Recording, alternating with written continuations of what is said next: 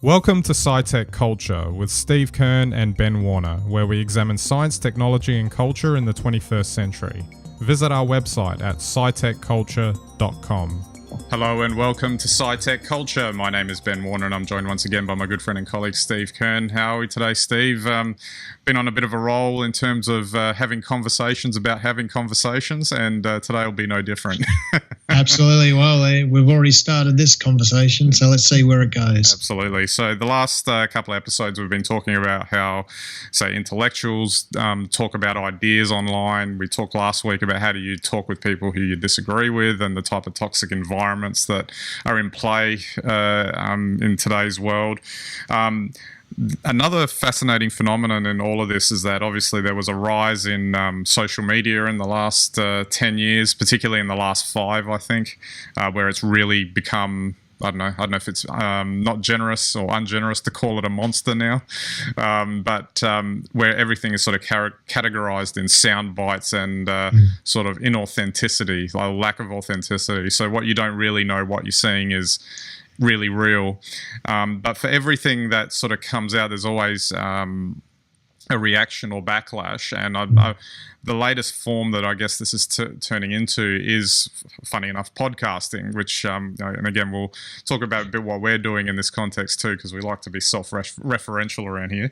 But the idea is that to counter the soundbite culture, you've got the growth of these podcasts that could go up to anywhere up to 2 to 3 hours long, where you've got people having insightful discussions. They can talk to niche audiences, whether they're highly polarized or not is another thing. Obviously, there's scope for that, but then there's also alternatively places where the people can run podcasts and have the types of discussions that of substance that they're not getting through, I guess, with social media sort of driving so much of everything now. That's really the only way that they can get these things now, because even traditional news outlets are having to fight with social media to get noticed, I guess, and are suffering from a lot of the same things. So do you find that interesting? It's like cause and effect. The fact that podcasting and a new technology can allow for this sort of thing, and you can still digest a 3-hour podcast in chunks, which is the other fascinating thing about it too. So people don't have to worry about, I got to sit down at 6 o'clock and listen to this for 3 hours kind of thing. Yeah, well, I think it's really interesting because, if you'd gone back a year or two, you would have thought that, all podcasts should be about 45 seconds long. Yeah. But who would have thought, in this fast, on-demand sort of, lifestyle we lead that, you'd go to that sort of length of podcast. But I think you hit on something there in that the on-demand is that you can listen to it in chunks. People drive to work every day, and I guess, they can listen to a podcast, catch a train, whatever. So maybe those longer podcasts are good, and maybe they're showing that people do want a sustained opportunity to think through things and listen to arguments. Although there's probably some part of that, though, that's really just listening to someone they agree with.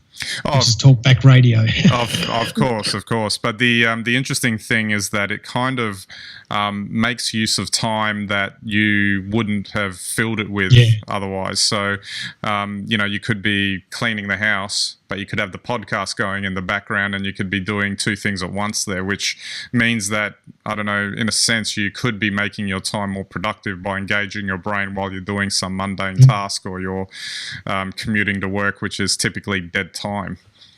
Very true. And I think it's interesting, though, that people are looking for that sort of depth and pursuing it through podcasts like that. Yeah, absolutely.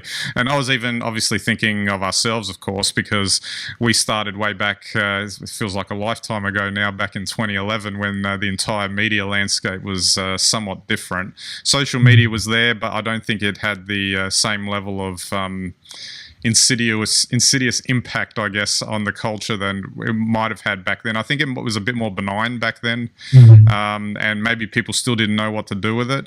And as a result, it was still fun back then. Yeah, I mean, Twitter when it first came out was fun. I don't think Twitter's fun anymore. Yeah, that's right. And we'll get to a couple of examples of where it's not so nice in a minute. But the amazing thing is that I think we structured our podcasts around this idea of a 15-minute sort of rough guideline for each episode. Obviously, we do either less or more depending on whatever it is. We don't strictly adhere to it, but the idea of roughly hitting that mark, because at the time that seemed to achieve the balance between something that was of decent length but was short enough to be digestible. But it would seem in this new environment that we're in, and not that I'm suggesting we turn this into a 3-hour podcast every week, that we could do anything we want these days. We could have a go for as long as we want. We could put it up online whenever we want. All of those old sort of considerations that I remember we had those discussions way back at the beginning. Like if we were starting it right now, I'm not sure if we would even be having those discussions. It would just be, what are we talking about? And where do we want to sort of limit ourselves to, or expose ourselves to, whatever it is. But I don't know if we'd be having those types of discussions in the same way. No, I think that'd be totally different now. And I think, it is more about content now. It's not so much about, I guess, the networking aspect. People now, I guess, maybe are better educated online and more attuned, or find it easier with the number of apps and, I guess, the way we search to find the sort of content that we want. I mean, the content delivery platforms that exist now didn't exist 5 or 6 years ago. There was YouTube, there were a few small things, but mainly you got your news through an RSS feed. Now you get your news through Facebook or a social media, some sort of social medium. And with that as well, there are a whole host of platforms where you can post your podcasts and people can find them. So I think that's the big change. It's a lot easier for people to search, find, and when they find something that's good, well-produced and interesting, they'll listen to it. Yeah, absolutely.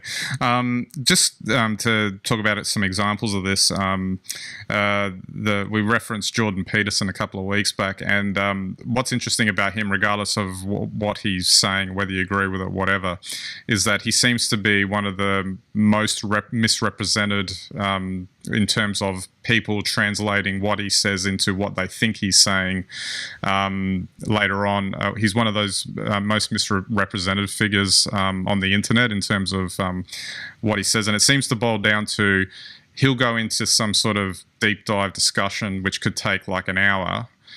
And that's heavy, that's heavy duty stuff, to have to really, and it's, he could argue, you could go for a couple of hours or you could go for all day for all he cares, because these, in some ways, these conversations can be unlimited in a way. A bit like philosophy, you just, you could just keep on spinning until you're sort of out of it. But then what ends up happening with his particular, in his particular case, is that because the people have this clever ability to pull out these sound bites out of what he's saying, they might edit down a 2-hour conversation down to 2 minutes, focusing on what they want to pull out of it, and then they'll say, oh, he's a darling of the right wing because he said this, and they'll show a 2-minute clip of edited sound bites, and he just sits there afterwards and will then go, like, as a reaction to that on a podcast saying, that's not what I said, that's not what I inferred, and he'll go through and point by point completely destroy what that edited clip did and what they were trying to do. And I find that kind of thing really, that's got to be pretty tough on someone like him, that, because again, regardless of what he thinks or whether you agree with him, the fact that if you get misrepresented that much, that you then have to go out and spend another 2 hours explaining what you meant in the first place, other than having to say, go back to the original clip and watch the whole thing. That's got to be, I don't know how you deal with that sort of thing. Look, I don't know. I mean, for me, I think, everything that's old is new again. So is it a bit like talkback radio, where you've got people you love to hate? And so, you're feeding that monster. You're right. Maybe it does take a personal toll. Maybe it is very draining, but maybe by the same token, it's something that he thrives on, and the idea of having to answer these critics and debunk them and putting together something exciting for his audience. And remember, that's the whole point here. It is exciting for his audience because they don't like his critics either. So they're all in it together. They're all working together. So I don't know which one it is, but I can imagine either being the case. Either way, it makes a great podcast. It makes a great piece of content that people really can sort of, invest in emotionally. And, they've all got a side that they're barracking for. Yeah. So, that's effectively how talkback radio works. So, in many respects, maybe psychologically, even though the format's very different and maybe the level of debate is a little bit higher, it's still like that sort of feeding on that talkback radio mentality. Yeah, absolutely. Just one final point on the Jordan Peterson thing, though, which was hilarious, was that it was his interview with Kathy Newman that sort of catapulted him to stardom, I believe. And and this is emblematic of the point. What ended up happening, the sequence of events, was that it was edited down to a digestible clip, but then what ended up happening was that for whatever reason, like they thought I think it was Channel 4 in the UK decided to just put it online, the whole interview. So so side by side they had the edited version of the interview and the full interview. And somehow everyone latched onto the full interview, and it was a backlash then against Channel 4 for what they edited. So that's just an interesting little sidebar on that one about how those things can work. And I'm guessing they wouldn't do that in future. No, they'd certainly be careful about it. But, who knows these days, if you go by the old adage, any publicity is good publicity, it probably wasn't that bad for Channel 4. Yeah. It probably cost them a lot of verbal haranguing, but the reality is it gave them some relevance. Yeah. Who knows? Yeah, absolutely. I just wanted to touch on one particular story which I thought was in relation to all of this, is that is Twitter being bad for society, I guess, which is something that apparently the CEO is openly wondering.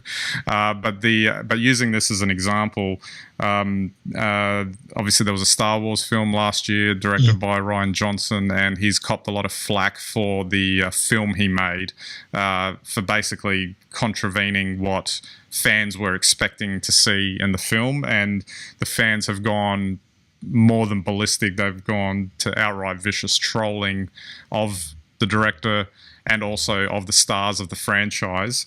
And it led to a point where there was another director, Chris McQuarrie, who's been doing some of the Mission Impossible films recently, and he was asked if he would direct a genre film like Star Wars, or sorry, a comic book adaptation or Star Wars or something like that, something very high profile like that.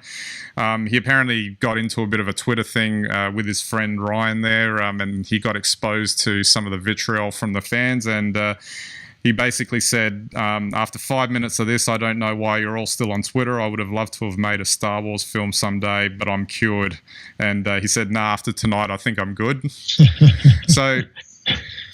And then there was obviously other things where some of the stars of the Star Wars films have actually quit Twitter over some of the backlash that they've been getting. Oh, I'm not surprised. And I mean, I just wonder what Kubrick would have said to that. He would have said, damn you all, I'm going to make it anyway. But and I think that's the difference in society today. And directors, they're worried about the image, and the actors as well. I saw Solo, and I was a bit nonplussed by it. I'm not really a Star Wars fan at all. I thought it was okay as a film. And the only reason I'm saying that is because I was probably disappointed because Ron Howard had directed it. But it was only after that someone told me, well, he came in and rescued the film when it was in all sorts of bother. Yeah. In which case then it was a damn fine film because it must have been absolutely awful before he got there. Yeah. So, I do think it's unfair. But by the same token, really, if you're in Hollywood, you got to suck it up. And, I guess if you don't want to do it or it's all a bit tough, don't. But really, it shouldn't matter. I mean, the difference is, in fact, it's no different at all. Whether you got whether you've got a hotel that gets lambasted on TripAdvisor, or whether you've got a Hollywood film, or whether you've got a small corner eatery that gets Yelped or whatever it is. You know, that the internet brings out the worst in people. If anyone tries to get ahead, people will try and cut you down. And to that end, I don't think Twitter's good or bad. I think Twitter's just representative. You know, all social media is as good or bad as Twitter. Okay, so as good as the people on there. So to sort of slowly wrap it up, and just something I touched on just before, that the Twitter CEO Jack Dorsey was basically saying through conversations he's been having with people and tweets that, funny enough, 3 tweets, is like Twitter healthy? Is it a place that is it making the internet, bad for society? Is Twitter bad for society, kind of thing? And they're looking at, they are becoming, very conscious of the abuse, the harassment, the trolls, even manipulation through bots, that sort of thing. Yeah. They're talking about, trying to measure the health of Twitter through, I guess, monitoring what's going on and then putting in, safeguards or mechanisms to counteract that. I don't even know how potentially they could do that, or without someone else trying to work their way around it. Because as you said, is it the platform, or is it just the underlying behavior being magnified?